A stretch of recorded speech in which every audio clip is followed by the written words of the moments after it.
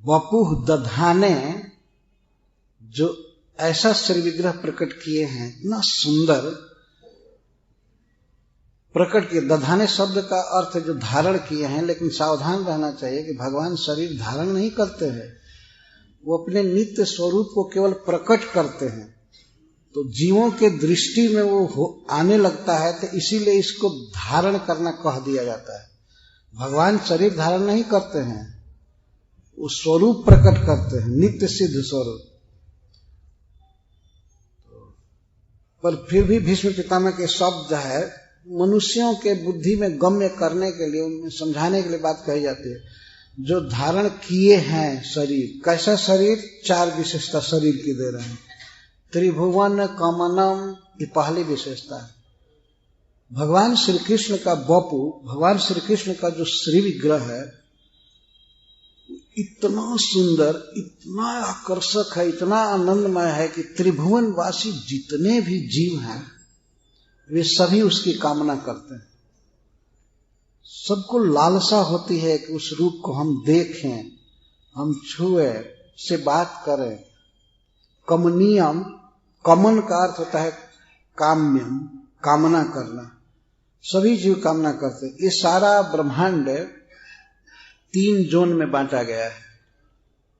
ऐसी कोई रेखा नहीं है, लेकिन मोटा मोटी कहते हैं 3 जोन बांटा गया।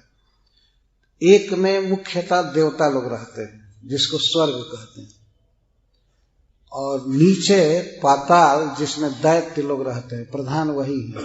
सर्प आदि भी रहते हैं, नाग, लेकिन दैत्य प्रधान है। जैसे अतल, बीतल, सुतल, तलातल, महातल, रसातल, पाताल, ये 7 नीचे के लोग। और ऊपर में स्वर्लोक, महरलोक, जौनलोक, तपलोक, सत्यलोक, ये सब है। तो उसको एक लोक माना जाता है नीचे के, और इस पृथ्वी पर मनुष्यों की प्रधानता है, जिसको मध्य लोक कहते हैं। तो ऊर्ध्व, अधः और मध्य, इसको कभी कभी त्रिलोक या त्रिभुवन कहते हैं। भीष्म पितामह यहाँ पर त्रिभुवन शब्द का प्रयोग कर रहे हैं। त्रिभुवन, त्रिभुवन से शब्द है कि इन तीनों ऊर्ध्वलोक में और मध्य लोक में और अधः लोक में जितने भी जीव हैं, वे सभी भगवान कृष्ण के रूप की लालसा करते हैं। इतना सुंदर है, उसको देखना चाहते हैं। कहीं भी कोई प्रेम कर रहा है तो वास्तव में उसी रूप से प्रेम कर रहा है, ये देखा जाए तो। जैसे एक उदाहरण देकर हम इस बात को स्पष्ट करें, कोई किसी से प्रेम कर रहा है, क्यों कर रहा है? जब तक उस शरीर में श्री कृष्ण का ही एक अंश, जिसको जीवात्मा कहते हैं, वो जब तक जीवात्मा है उस देह में, तब तक प्रेम है। जब ही जीवात्मा, जो कृष्ण की एक शक्ति है, शरीर को छोड़ देता है, तो उस शरीर से प्रेम बिल्कुल नहीं रह पाता। व्यक्ति अपने प्रिय से प्रिय व्यक्ति को फिर जलाने में संकोच नहीं करता। शरीर प्रिय नहीं है, शरीर के भीतर जो कृष्णांश है, ममई वांशो जीव लोके जीव भूता सनातना, वो जीव है और परमात्मा रूप से भगवान उस शरीर में है, तब वो शरीर देखने लायक है, छूने लायक है, उसको प्रिय कहते हैं। उसको अपना प्रियतम कहना, पुत्र कहना, भाई कहना, कोई भी तभी तक है ना। तो रियल में शरीर में किसको भाई कहा जा रहा है, किसको अपने प्रिय कहा जा रहा है? जब तक आत्मा है तब तक तो है, नहीं तो इसके बाद मृतक कहा जाता है। मृतकः प्रोच्यते यथा। और उस शरीर को आग के हवाले करने में क्या हिचक होती है?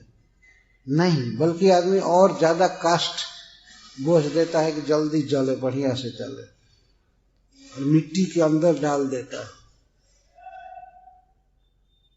आत्मा शून्य देह की कोई कीमत नहीं है, कीमत है आत्मा की।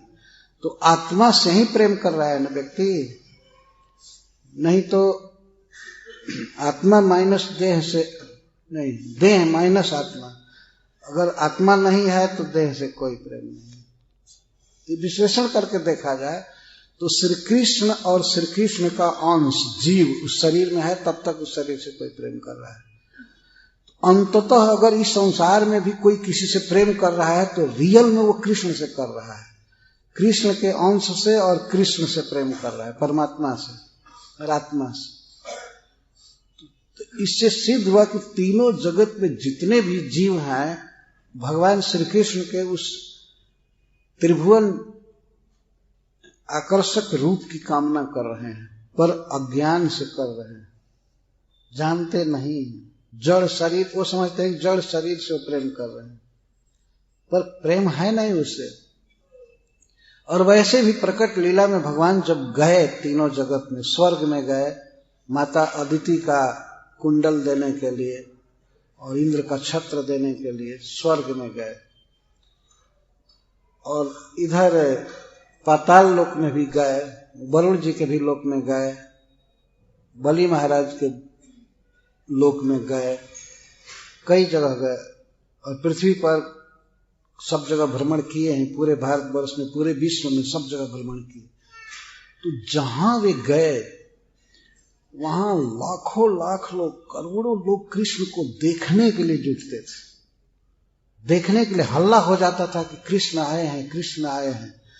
तो यहां तक कि जो मर्यादा में रहने वाली कुल वधुएं हैं, स्त्रियां हैं, पतिव्रता, वे भी पतियों को छोड़ करके बच्चों को और काम, घर के काम धंधा को चल देती थी कृष्ण को देखने के लिए। कहीं भी, चाहे वो हस्तिनापुर में जाए या मथुरा में या कुरुक्षेत्र में, कहीं भी इतने आकर्षण कि सब लोग देखने के लिए जुट जाते थे।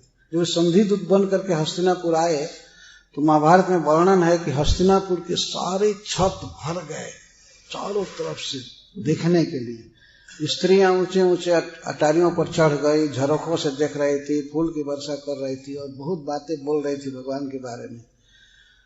जहां जाते थे वहां देखने की भीड़ लगती थी। तो भीष्म पितामह ने इसको देखा है और सुना है सभी से, तो कहते हैं त्रिभुवन कमनम, तीनों जगत में जितने भी प्राणी हैं वे सभी कृष्ण के इस रूप को देखना चाहते हैं। इतना सुंदर है, ऐसे रूप को जो धारण किए हैं। त्रिभुवन कमनम तमाल वर्णम, और शरीर का रंग कैसा है? तमाल वर्णम, नए तमाल वृक्ष की तरह जो सांवला है।